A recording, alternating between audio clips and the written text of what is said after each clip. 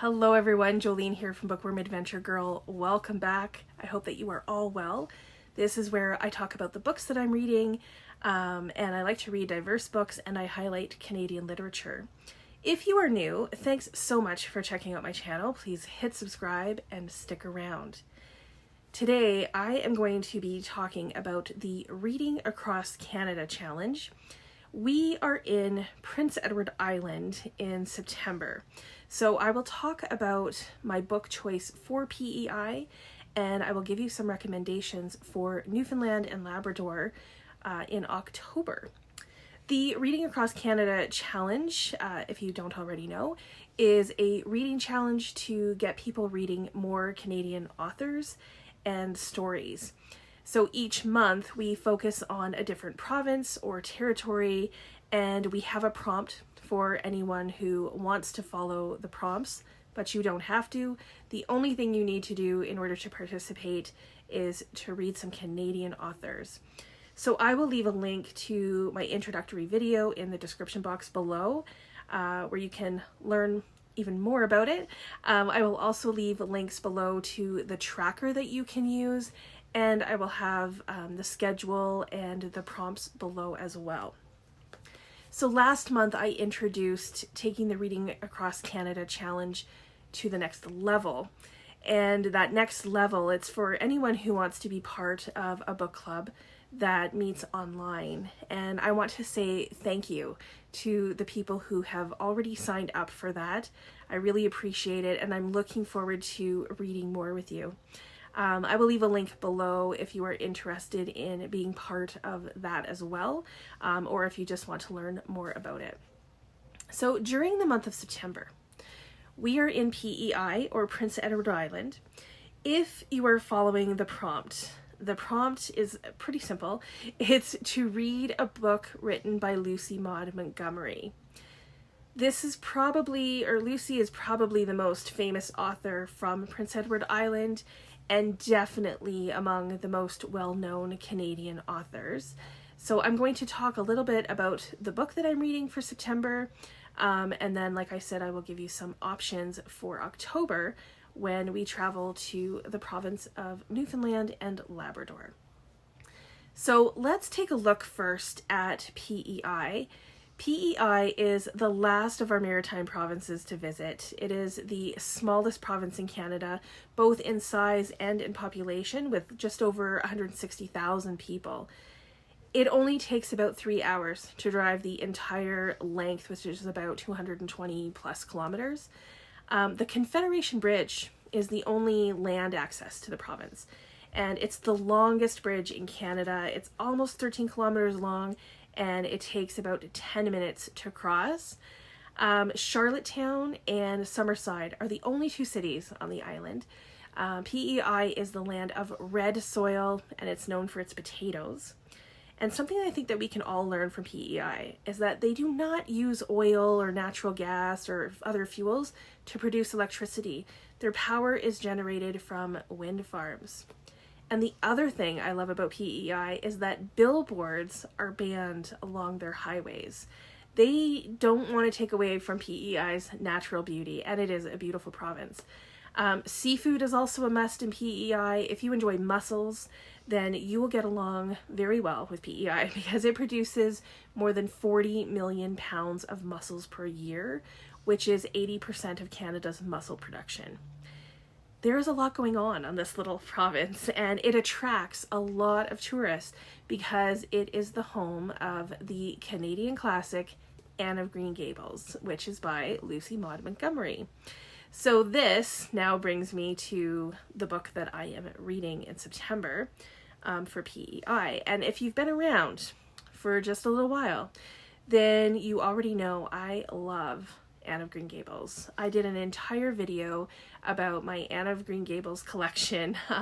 I will leave that linked below so you can go see that.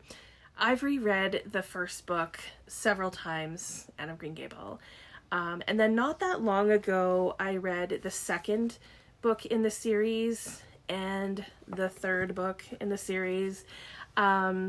And it's just crazy that I've never finished the series. Now, oftentimes I do lose interest in series, but I enjoyed the second book, Anne of Avonlea, and I loved the third book, Anne of the Island, almost as much as I loved the first one. There are 8 books altogether in the series, and my plan in September is to continue reading and finally read Anne of Windy Poplars. I would love to have the time to read more, but I think that it will be too much realistically with the Giller and everything else that is going on. So I will be happy if I at least finish Anne of Windy Poplars. I have started it. Also a heads up that Anne of Windy Poplars has also been published as Anne of Windy Willows. So if you see that title, it's the same book. It's also one of the books that is skipped when they only include 6 of the books in the series, so which some of the collections do that. I am very excited to be getting to this. So please let me know what you have decided to read. What are you reading in September? I'd love to hear all about it. Now for some recommendations for October, when we travel to the last of the Atlantic provinces, which is Newfoundland and Labrador. So I'm going to recommend 5 authors. 4 out of the 5 authors fit the prompt of reading a book by an author born in Newfoundland and Labrador. Those always do go together, by the way. So I'm going to start with the 2 that I have read. So first I have Small Game Hunting at the Local Coward Gun Club by Megan Gale Coles. This is an intense read. It takes place over one day when a storm is keeping people inside a restaurant.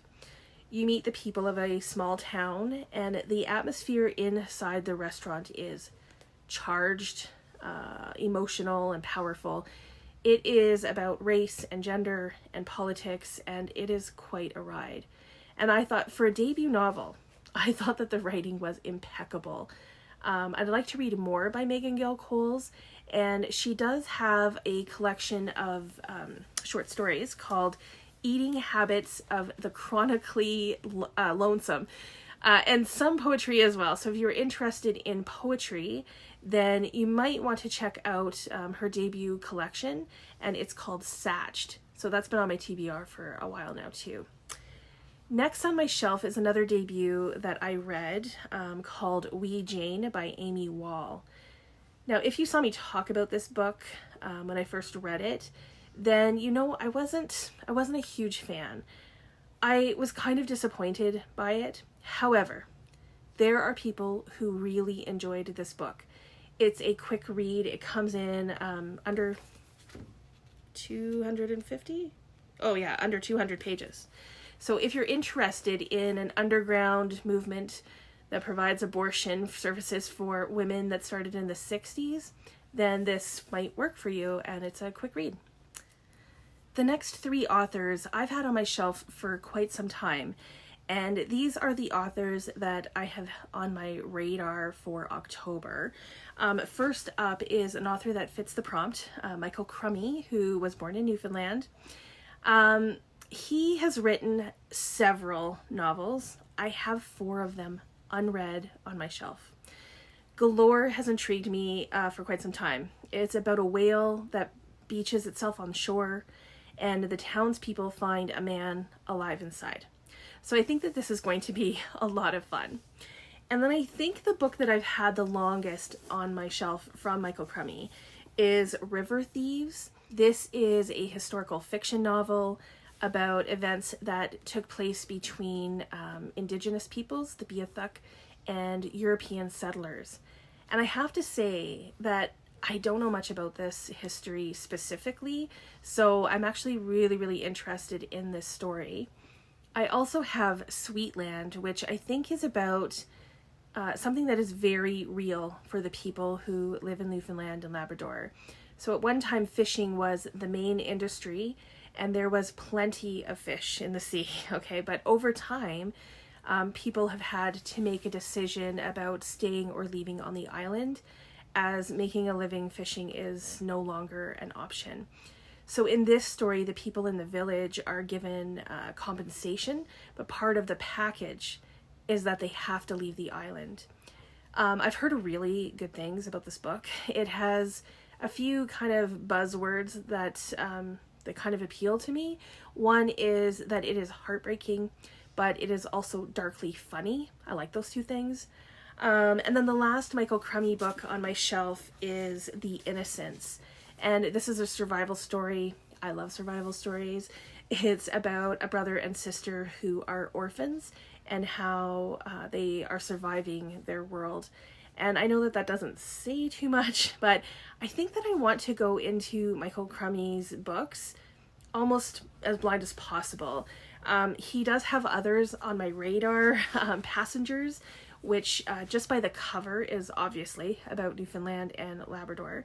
And his newest book is called The Adversary, and it will be published at the end of September, so it's coming out soon, and it is getting some buzz. Another author that's been on my radar for a long time is Wayne Johnston, also born in Newfoundland. The Colony of Unrequited Dreams has been on my shelf for a while. It's the first book in his Newfoundland trilogy. It's a mystery and a love story about two people whose lives are intertwined by a secret that they don't know they share. I find that interesting. I have heard really good things about this book, so I really want to read it, hopefully this in October. And then the book that I've had on my shelf for even longer is The Navigator of New York, and I don't really know what this is about, but I know that like The Colony of Unrequited Dreams, it has connections to Newfoundland and New York.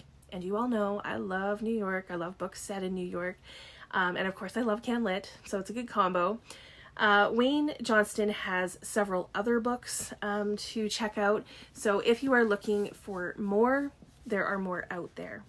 And then the last author that I want to talk about may not have been born in Newfoundland, but she was born in the UK and she immigrated to Newfoundland and Labrador, and that's where she was raised. And that is Kathleen Winter. Again, Kathleen Winter has a few novels to check out, but it's her debut novel that has been on my shelf for years, ever since it was shortlisted for the Giller in 2010. And I can't believe I haven't read it yet because it was also a finalist in Canada Reads in 2014. So Annabelle is about a child born in Labrador who is neither fully boy or fully girl, and only 3 people know this secret. And this story follows the child's upbringing and how they confront their dual identity when they get older. So it's a topic that I am always interested in how the author is going to tell the story.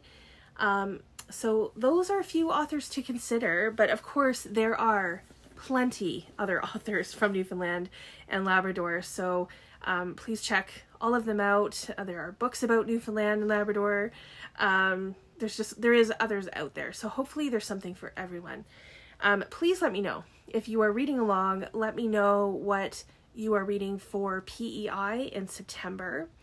If you already know what you're reading in October for Newfoundland and Labrador, I would love to hear about that too. So if you have more books to add to the recommendations list, please share them below as well, so that anyone who is looking for books can get more ideas and be inspired. I look forward to chatting with you in the comments. As always, thank you so much for watching. I hope you enjoy the rest of your day, and don't forget to make every day an adventure.